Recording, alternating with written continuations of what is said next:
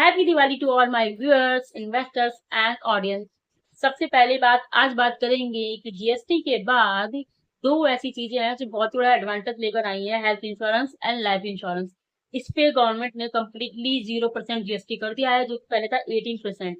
तो लोगों को इसे बाय करने में इतनी प्रॉब्लम क्यों हो रही है? अभी तक भी इतना रेट नहीं बढ़ा है इंडिया में हेल्थ इंश्योरेंस या लाइफ इंश्योरेंस का। लोग पता नहीं क्यों हेल्थ इंश्योरेंस, लाइफ इंश्योरेंस से ही दूर रहते हैं इंडिया में। Why people stay away from insurance? Hello friends, this is Pooja. Welcome back to my channel, which name is Beauty Natural. So in this video, I'm going to tell you why Indian people stay away from insurance. India में जो लोग होते हैं वो insurance से दूर क्यों रहते हैं? उनका बस चले तो वो गाड़ी का भी इंश्योरेंस ना कराएं, पर गाड़ी का जो इंश्योरेंस है वो तो गवर्नमेंट ने कंपलसरी कर रखा है, क्योंकि आप फोर व्हीलर हो चाहे टू व्हीलर हो, इंश्योरेंस के बिना बाहर निकाल ही नहीं सकते। तो इसीलिए जो इंडियंस है ना, इंडियंस आर कम्प्लीटली इंटेलिजेंट। वो क्या करते हैं कि हाँ, हम गाड़ी का इंश्योरेंस तो लेंगे ही लेंगे, चाहे हमारे पास फोर व्हीलर है टू व्हीलर है, बट हम ये वेस्ट ऑफ मनी नहीं करेंगे health insurance and life insurance पे। हम जो इंडियंस है ना, इस चीज में थोड़ी बेवकूफी कर जाते हैं, health insurance and life insurance को वेस्ट ऑफ मनी समझते हैं। I really don't know why. In this video I am gonna tell you everything. So without further ado, let's get start the video.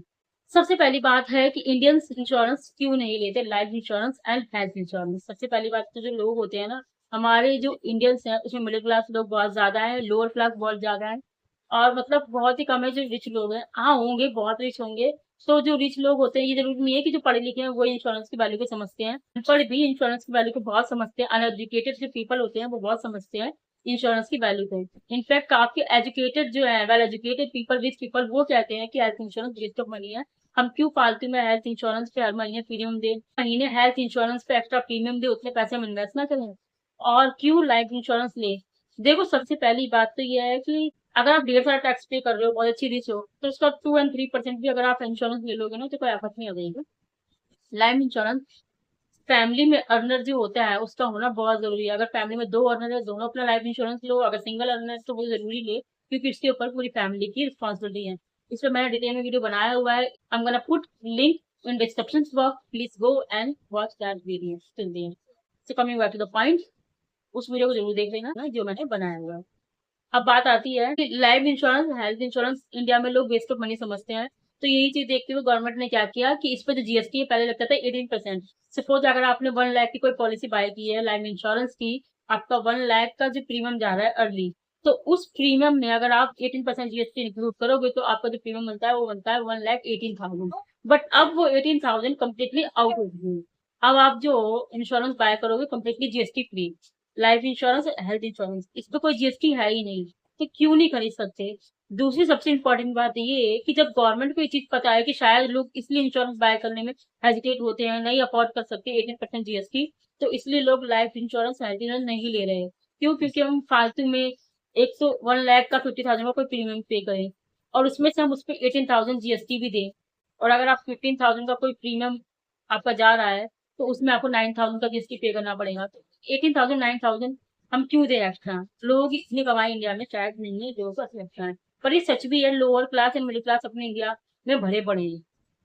अब वही इंसान जो अपने life insurance ले रहा है वो सिंगल अर्नर फैमिली में, और उसके ऊपर 4 लोगों की और रिस्पॉन्सिबिलिटी है, तो उन सबका वो 2-2 लाख का हेल्थ इंश्योरेंस भी ले।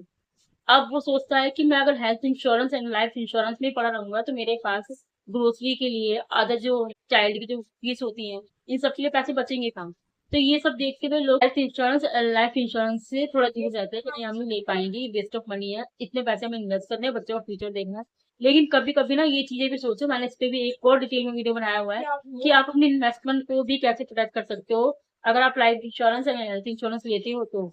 सपोज अगर आप कोई इन्वेस्टमेंट कर रहे हो उन्हीं पैसों की, नहीं हमें इन्वेस्ट करना है, हमें लाइफ इंश्योरेंस, हेल्थ इंश्योरेंस नहीं लेना है, ऐसी कोई प्रॉब्लम आ गई आपकी लाइफ में, आपको सपोज कुछ हो गया, आपने कोई लाइफ इंश्योरेंस, हेल्थ इंश्योरेंस लिया ही नहीं है, ना बच्चों का रखना, आपको कुछ हो गया, आपकी वो इन्वेस्टमेंट जो आपने की है लॉन्ग टर्म के लिए वो तो टूटनी है, क्योंकि आपके पीछे जो फैमिली सर्वाइव कैसे करेगी, स्टे कैसे करेगी? एजुकेशनल एक्सपेंसेस होते हैं, शायद आप रेंट पे होते, रेंट के खर्चे हो गए, ये सब देने के लिए आपकी फैमिली को आपकी इन्वेस्टमेंट को तो ब्रेक करना ही पड़ेगा। वो इन्वेस्टमेंट जितने अब तक रिटर्न भी जनरेट नहीं किए हैं, आपने एक लॉन्ग टर्म विजन सोचा था, पर यहाँ पर क्या हुआ? सोचा हुआ तो पूरा नहीं हुआ, क्योंकि फ्यूचर किसी ने नहीं देखा, and vision can be change as per your mind. अगर आपने विजन सोचा है कि मुझे ये करना है, तो वो आपके दिमाग के अकॉर्डिंग चेंज हो सकता है, future can not be change. और जो फ्यूचर है वो तो भगवान ने देखा है, वो तो किसी ने देखा। आपके साथ मिस हैपनिंग कभी भी हो सकती है, कैसे भी हो सकती है, एक दिन आए हो तो जाना है ही। तो जब जाना ही है तो लाइफ इंश्योरेंस ले लो, शायद आपके जाने से आपकी फैमिली को एक बहुत अच्छा बेनिफिट हो। आपके जाने के बाद आपकी फैमिली है एक लाइफ स्टे कर पाए।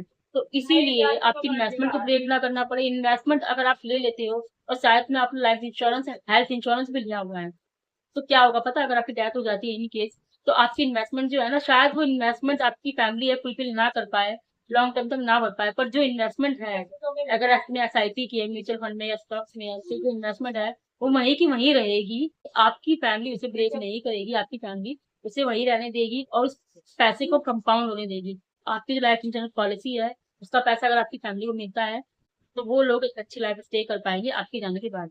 Same thing health insurance. कोई ऐसी बीमारी आ गई है जिसके लिए आप तैयार ही नहीं हो, ऐसी आपकी फैमिली में किसी को भी हो सकती है, आपकी वाइफ को, आपके बच्चों को, 2-3 लाख का 5 लाख का खर्चा आ गया, क्या करोगे?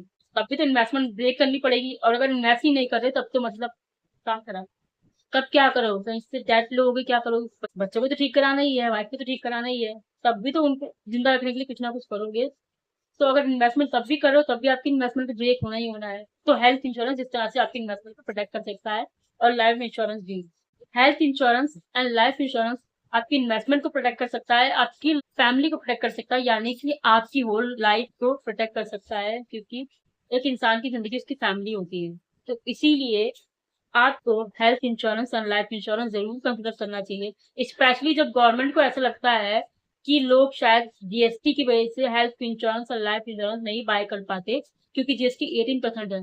तो यहाँ इन केस जीएसटी जीरो हो गया है, जीरो। इस केस में तो आपको हेल्थ इंश्योरेंस और लाइफ इंश्योरेंस लेना ही चाहिए, कंपल्सरी है।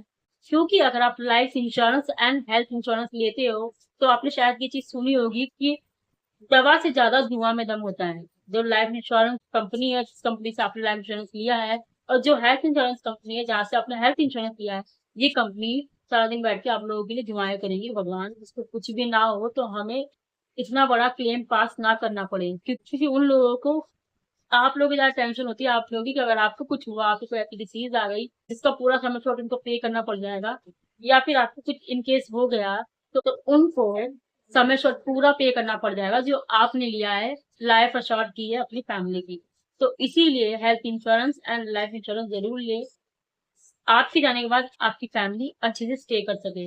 अब बात आती है, मैंने पहले भी वीडियो में बताया हुआ है क्या लेना है। देखो, हमेशा लाइफ इंश्योरेंस जब भी लेना, तो उसमें टर्म प्लान ही लेना सस्ता सबसे अच्छा।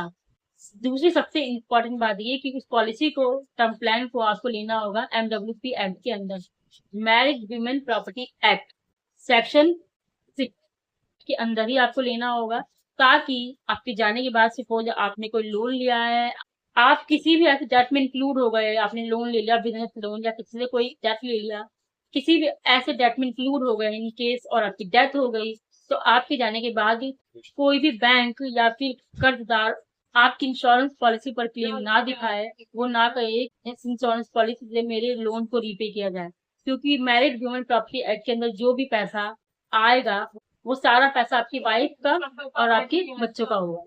So you have to remember these things always when you buy life insurance, term plan and MWP, Married Women Property Act. तो इन दो चीजों को ध्यान में रखते हुए आप लेना लाइफ इंश्योरेंस। वीडियो कैसा लगा हो please like and subscribe to my YouTube channel, touch the bell icon so that you can get notification of new video सबसे पहले। नोटिफिकेशन के लिए बेल आइकन में जरूर प्रेस कर लेना, और लाइक तब तक कर ही दिया होगा। वीडियो अगर आपको मिली है तो जरूर देखना, एंड तक देखना, चीजें अच्छी समझ में आएगी, और जब देखोगे तो अपना मेरे चैनल को सब्सक्राइब कर लोगे, और नोटिफिकेशन के लिए बेल आइकन को प्रेस कर लोगे, ताकि नोटिफिकेशन आपको टाइम पे मिलती रहेगी। बाय।